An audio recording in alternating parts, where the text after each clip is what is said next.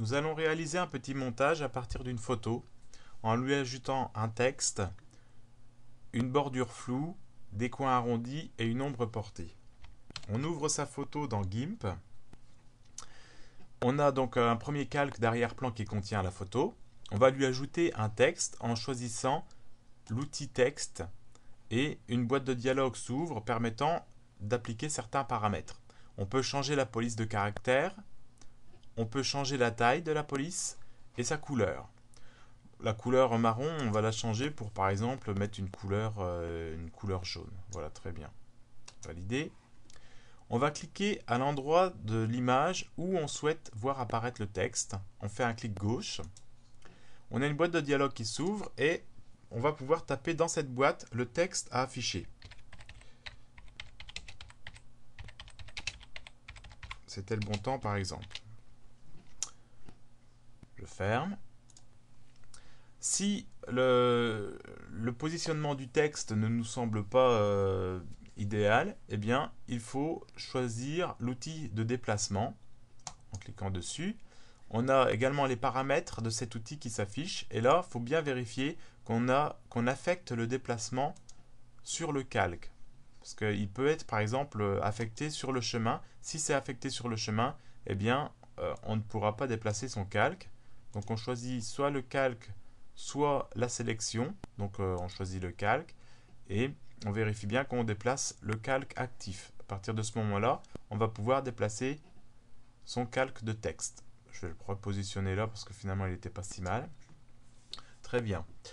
Maintenant, si jamais on voulait modifier la couleur, eh bien, il suffit de resélectionner l'outil texte et de double-cliquer sur le calque du texte à modifier et changer sa couleur ici, par exemple en allant plus sur du vert fort clair. Voilà, tiens, très bien. Valider. Et donc là, notre couleur est bien changée. Finalement, c'était mieux jaune. Je retrouve mes historiques de choix de couleurs ici, donc je peux les retrouver sans avoir à rechercher précisément dans le nuancier. Je valide. Très bien. Ça me convient très bien. Je vais lui appliquer une ombre portée en utilisant les scripts fous. Donc c'est des scripts GIMP qui permettent d'agir directement sur les calques avec des effets préprogrammés. On choisit ombre portée.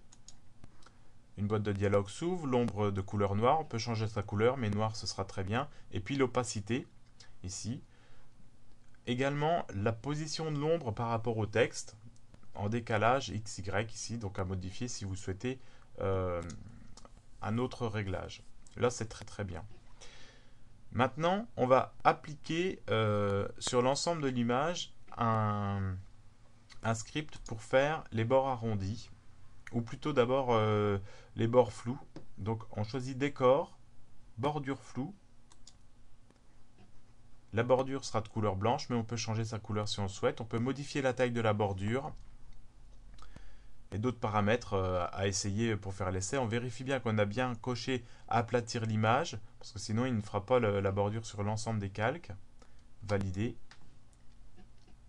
Voilà, donc il ouvre la nouvelle image travaillée dans dans une nouvelle fenêtre en créant en fait un nouveau fichier. Donc ça permet en fait d'avoir plusieurs versions de son image, de pouvoir revenir sur l'image d'avant et refaire un autre essai avec d'autres filtres. On va rester sur celui-là. Voilà, donc vous le comprenez, le but c'est on peut expérimenter plein de choses. Les scripts fous permettent pas mal de possibilités et en plus on peut également en télécharger d'autres sur internet. Donc on va lui appliquer également des coins arrondis. Donc on choisit script fou décor coin arrondi. Et là, en fait, dans la boîte de log, on va pouvoir modifier le rayon des coins arrondis et puis ajouter une ombre portée directement. Donc on fait attention que ce soit bien coché et travailler sur une copie. Donc ça permet également d'afficher le résultat dans un nouveau fichier. Valider. Voilà. Et donc là, on a notre image finale. Donc, que l'on peut sauvegarder en cliquant fichier, enregistrer sous, en lui donnant un nom. Donc, photo finale. Et puis, en sélectionnant le type de fichier, donc le format de l'image que l'on souhaite, en l'occurrence, un fichier JPEG par exemple.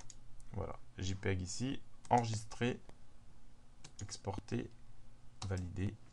Et voilà, c'est terminé.